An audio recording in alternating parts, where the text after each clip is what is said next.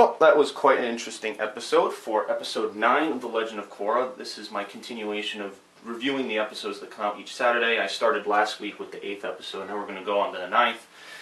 So there will be some spoilers, just to warn you if you haven't watched the episode. Alright. So this episode picks off from last week, where Korra is captured by Tarlok once he is revealed to be a bloodbender, and she is brought in his car to an unknown location. So this episode starts out, basically Korra is thrown in a cellar in the mountains, and she's put in a metal box, and which is kind of weird. Like you would have thought she might have been able to, use the earth bending to, channel the metal that's inside of it, just like the cops in Lin Bei Fong do. But apparently she can't do that technique yet. But whatever, I'm sure she'll learn it later.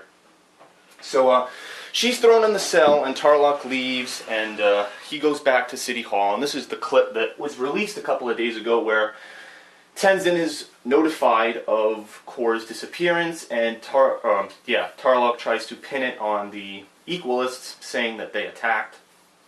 He places the glove on the floor. He throws those little trip-up things on the wire, and he electrocutes himself and is trying to say that it was someone else. So basically, it doesn't seem like they really, believe his story. So at first, since he pins it on Equalist, Lin is still in her house because she was knocked out from the Aftermath episode.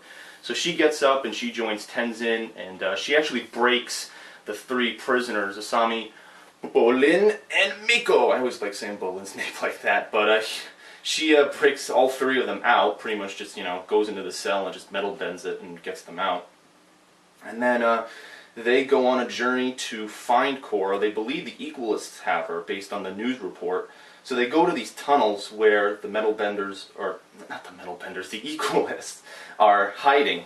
So they go through this maze and they try to find them, and they end up finding the cops that were, the cops that were taken in the Aftermath episode, which was the 7th episode. So they find the cops. Unfortunately, their bending was taken away by a Monso, but they still get them out. They narrowly escape after being cornered, and Mako ends up, or is it Mako or Mako? I don't really know, but anyway, Mako holds up one of the Equalists, and Equalist reveals that Tarlok lied and that he was trying to plant it on the Equalists when really he did it. So they end up going back to City Hall, the group, and they pin Tarlok, and they say that he did it, and he's denying it. But then his secretary ends up coming into the play up on the upper ring, and she says that she sticked around because if you remember from episode 8, when Korra goes into Tarlok's room, basically he was talking to his secretary, and he told her to go home for the night. And you think, all right, she just went home, she didn't stick around, but she actually stayed, and she watched the entire fight, and she saw Korra get taken away, and she tells everyone what happened, and that he's a bloodbender. So Tenzin and Lin tried to arrest him, but he bloodbends the entire group of people and knocks them out, and he tries to run away. So while this is going on, Korra is locked up in the box, and she's actually trying to meditate and connect to Aang's spirit. And this is actually the first time we actually have Aang and the previous characters, Toph and Sokka, talk. They actually talk, and all of the different cutscenes that we've seen from the previous episodes are actually strung along, and we actually see how they all connect and relate. So you see people talking, you see Yakone brought to trial, you see him bloodbending the entire crowd, you see Aang almost killed, which is kind of weird because he tries to bloodbend him so much that he almost dies, but Aang ends up fighting him. He's on trial. It's actually revealed that Sokka is a member of the council, I guess, and basically Yakone tries to escape. He has Toph actually release him, and then he tries to escape, and then Aang uses the Avatar state to subdue him, and then he takes his powers away, he takes his bloodbending away, and that is basically the story behind Yakone. So then when Tarlok runs away to the mountains, he reveals to Korra that Yakone was his father, and that Yakone was trying to take control of the city from the roots.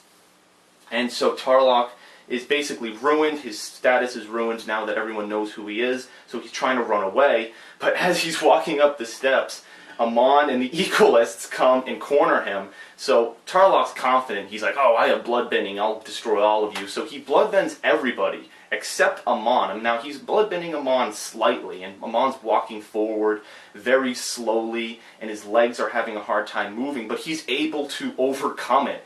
And Tarlok's like, what the hell? He's like, what are you? Are you like are you like a Terminator where you're a robot or something? And he's like, I'm the solution. And then he just goes over and takes his bending away, and he throws him in the back of their truck.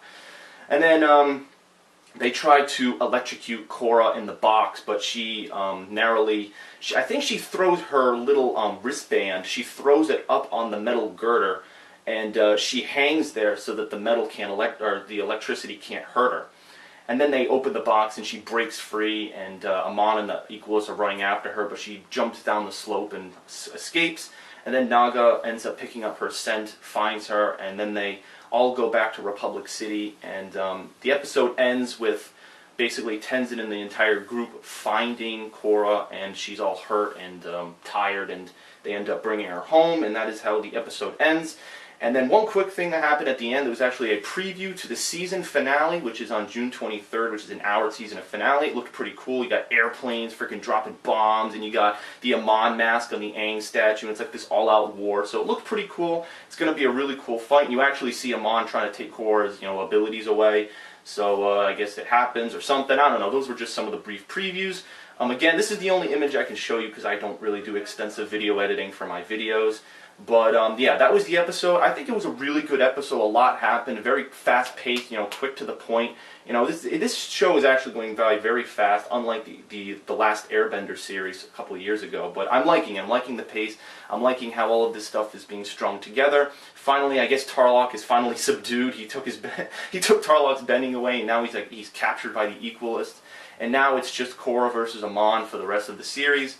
And we will see how the rest of that plays out. It's going to be very interesting now that Korra kind of has connected, quote-unquote, to Aang's spirit, and I think it's going to be interesting for the rest of the season. So I don't know if there's an episode next week, episode 10. The only thing they've revealed was the season finale, but definitely go check it out. I know there are some other YouTubers who do this extensively, and I sometimes look at their stuff to catch up on it. But this is just a brief video review. I liked the episode. I think they connected it, and I really liked that Amon was able to take down Tarlok, and he was able to overcome the blood bending, which is crazy. I mean, Tarlok can't be affected by anything. People have tried fire bending, lightning bending, metal bending, blood bending. I mean, this guy's just like invulnerable to every form of attack. It's just, it's going to be really hard to freaking take this guy down. And it's pretty obvious by what we've seen so far. So, okay, that is it. Again, tell me if you like this style of video. I did this last week and I got a pretty positive response. Again, I can only do this on my PlayStation 3. I can only take an image from what I can find on the web browser and pop it up. This image is obviously when Tarlok is lying about himself being hurt by the Equalists, and there's the chief of police right there. So that's basically it. Am I forgetting anything? I explained the Aang flashback. I explained how Yakone's son was Tarlok. Tarlok tries to escape. Amon takes his bending away. Amon can't be affected by the blood bending for some reason we don't know. Korra escapes.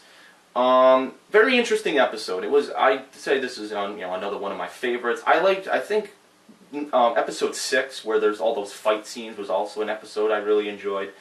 But yeah, it was still an enjoyable episode. So yep, I hope you enjoyed this video. If you have any suggestions as how I could make the video better, or any plot summaries, or maybe some speculation now that the episode ended and we have all these previews, go ahead and post them. I'll reply, and that'll be cool. So thank you for watching. See you guys later, and enjoy the rest of the series.